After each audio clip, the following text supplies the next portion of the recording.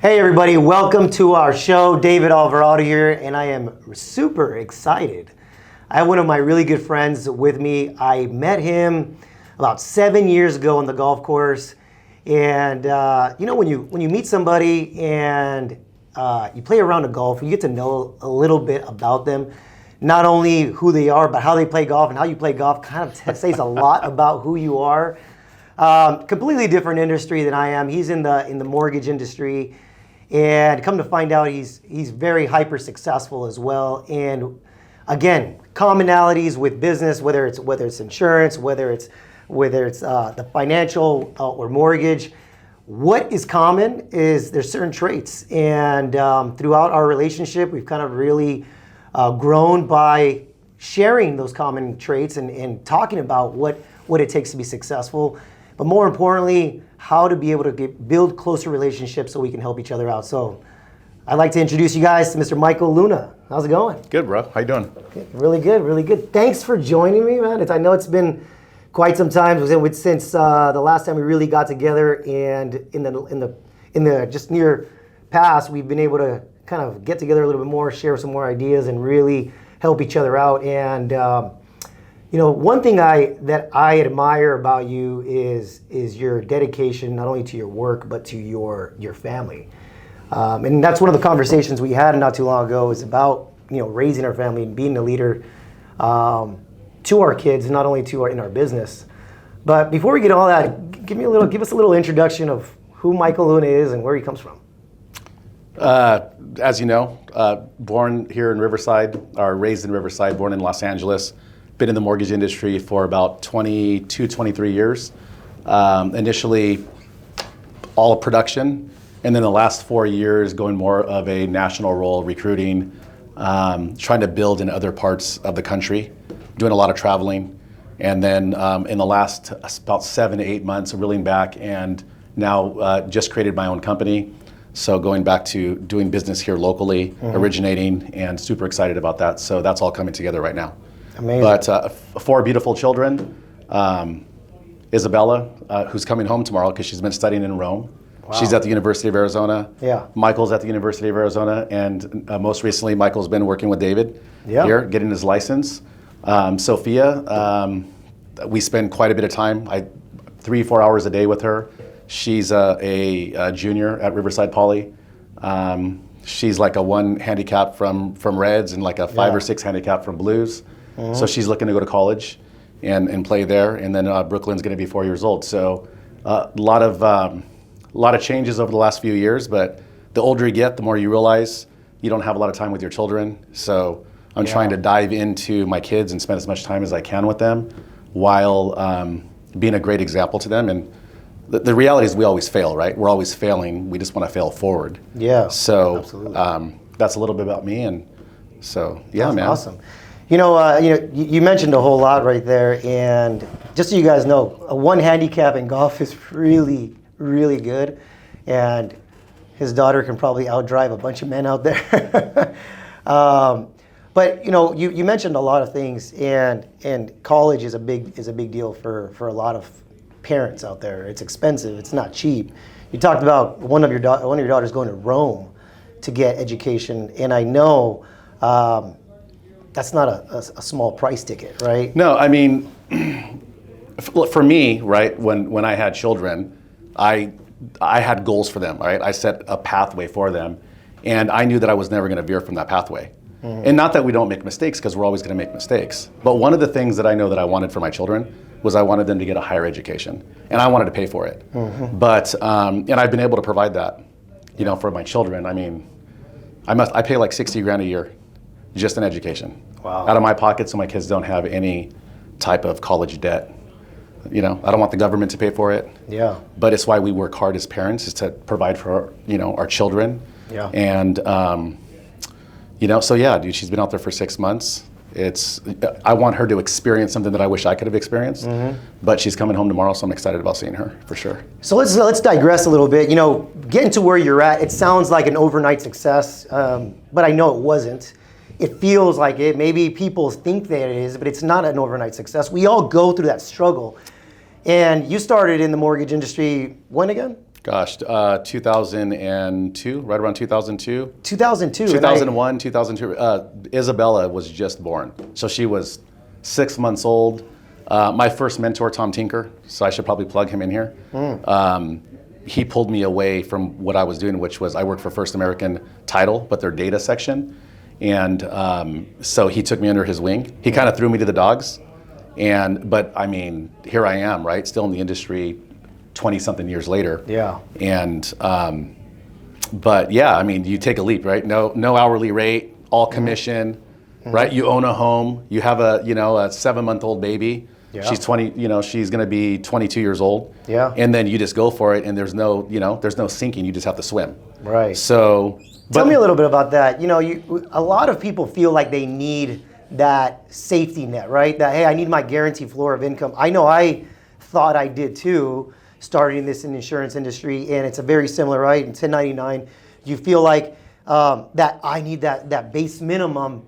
And what does that do versus, hey, going out there sinking or swimming, and in your case, with a brand new baby and starting a new career, and sinking was not an option. Mortgage payment, car payments. All that, but sinking was not an option. And are you special in any way that you're a super salesman? Were you born of a family that sells mortgages? No. What is your background, and how did you survive that?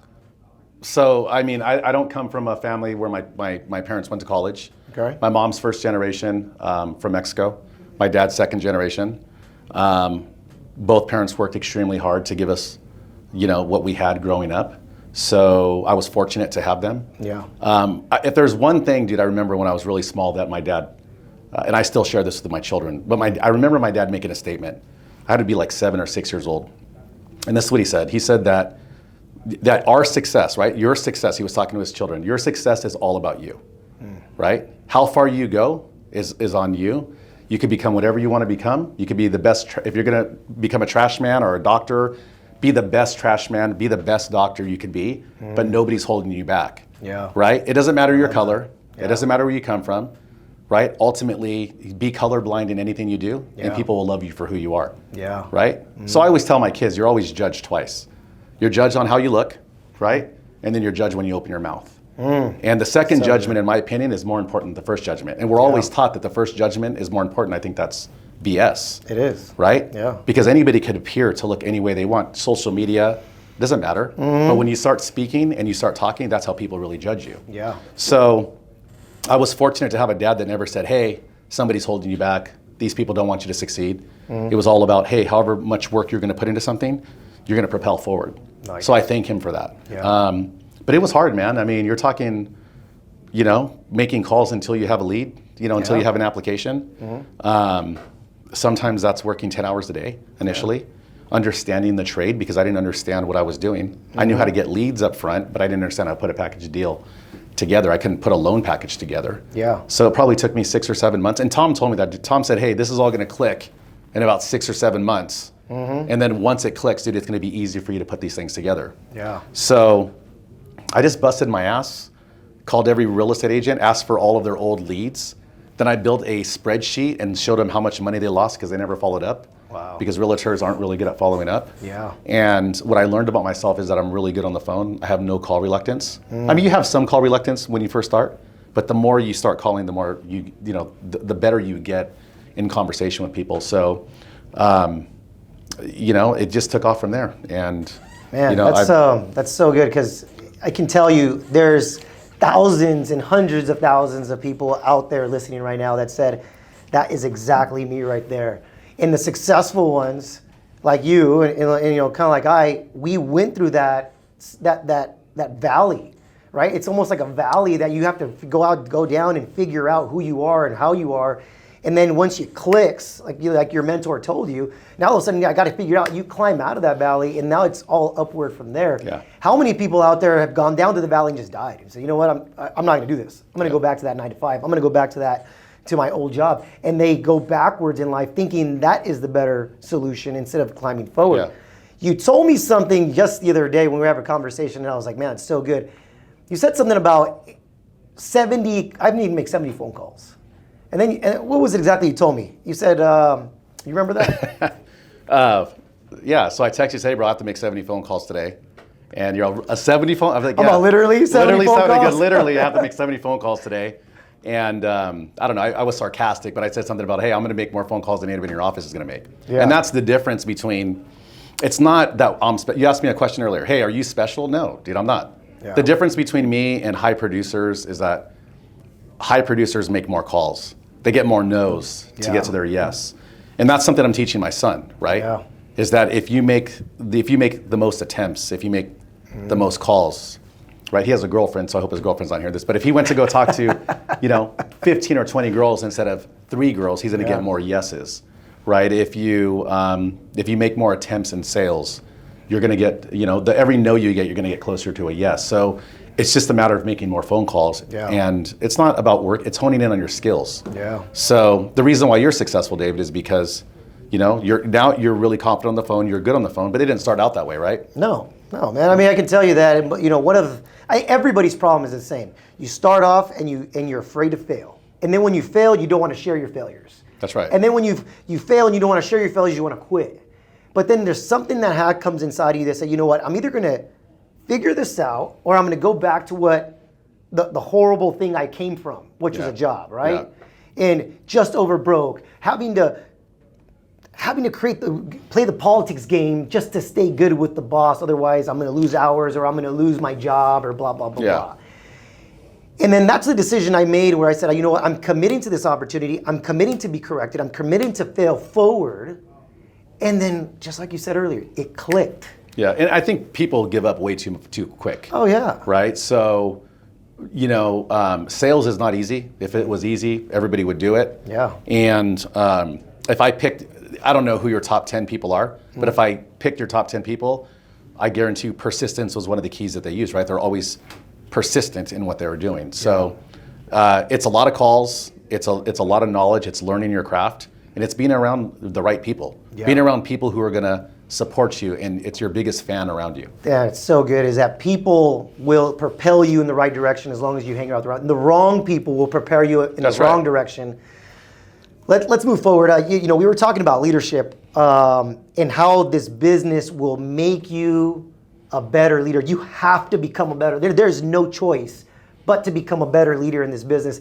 Personal development, leadership skills, leading yourself, and then eventually leading others. More importantly, leading your family. That's right. Right, and you talked about that, and about that's how important to you is where you're flying all over the country you were, but then what happens is you're absent with your family. Yeah, so I think when we're younger, right, we're so hungry to be successful and to support our families. Mm-hmm. I think that the older we get, right, the more we realize time is the one thing that we can't get back. Yes. So I've spent a lot of time outside of California over the last 4 years. And so when Sophia hit high school, I made a decision that I needed to make sure that I was there for her, because I felt like with Isabella, although I was there at all their games, I was there. Sometimes I wasn't present because I was working at the same time. Mm-hmm. So one of my commitments was making sure that I went to all my son's, football games.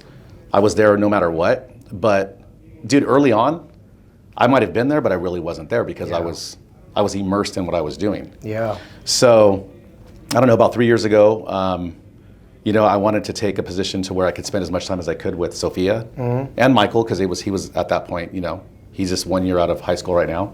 And Brooklyn's going to be, 4 years old. And so I felt like, especially over the last year, the best course for me was to make sure that I built my own company here. So I built a mortgage company, and I'm local, right? Yeah. And if I build, I'm able to build after she graduates. Yeah. But I want to be able to travel, see her play golf. I want to go see my kids when I want.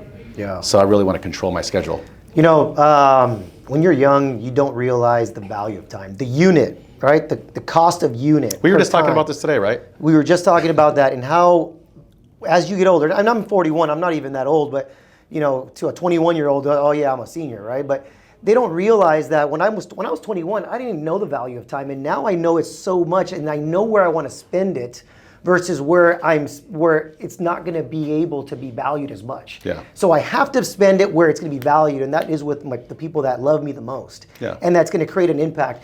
And you talked about your family, being a leader in your family, and that's important to you because that legacy is more important than the legacy we're going to leave to the people that, may or may not be there in the long run. And that is something that is I kind of say it's invaluable. It's invaluable. For sure. I mean, listen, I just like I tell them, they might know one or two people from in 20 years when they look back. Yeah. I mean, how many people do I speak to from high school? Yeah. It's a very small amount, right? It's maybe 2 or 3 people. Mm-hmm. So what we think is important when we're 18 years old or 17 years old, we realize when we're 40 years old, and I'm 46. I think I'm 46. We realize, dude, who's important, what's important, and then who we want to spend our time with. Yeah. And I probably have, maybe 3 or 4 friends, right? And then you have an outside circle. It's like an onion, and then you have people in that circle. Yeah. So you're right. The older we get, the more we realize who we want to spend time with, how we want to become leaders to our children. And so sometimes I even say this. I mean, I wish I had the knowledge I had now when I was 25 years old. Yeah. I'd be in a way different place, for sure. Oh my God, right? Yeah. More importantly than that is, for all of you young people out there, is find a mentor. That's right. Right? A mentor For that sure. will give you 20 years of experience so you don't have to make the mistakes. Because I agree the same thing. Yeah. I wish I had a mentor that said, hey, Dave, follow my footsteps so you don't have to make mistakes that I made that are going to cost you and you're going to regret. Because the one of the regret that I have is not being there more for my son when he was a couple months old, 6 months old, a year old. And I always thought like, oh, well, I don't need to. He's probably not going to remember. But they remember. They always do. It's funny that you say that, right? Because you could have a mentor for business, for family. Oh, yeah. Spiritual mentor. And I've had a handful of mentors, I think, throughout, in the last like 20 years. Some stand out more than others, but you have leaders around you, right? Yeah. And then we rely on friends. I mean, I consider you a really good friend, right? Right. In my inner circle. Yeah. So, and there's personal things that we share with each other. Yeah. And so if you don't have those type of individuals around you, it's hard to navigate through life sometimes. Yeah, it's not only, you can figure it out by yourself, but what you lose is time. That's right. You lose time. And some people are like, well, I don't care if I lose the time. Well, it's because you don't value it that much. Yeah. Mike, I thank you so much for coming out. I love you. I love you too, brother. And for those of you guys out there, follow Mike Luna on social media. He's out there doing amazing things. Hey, my social media is not, the last few years, I know. He's working on it. I'm going to get it current, guys, don't worry. He's working on it. But hey, guys, I hope this was able to impact your life, impact your career. Leave a comment, follow us on social media, follow us on YouTube, subscribe, and we'll see you soon. Later, guys.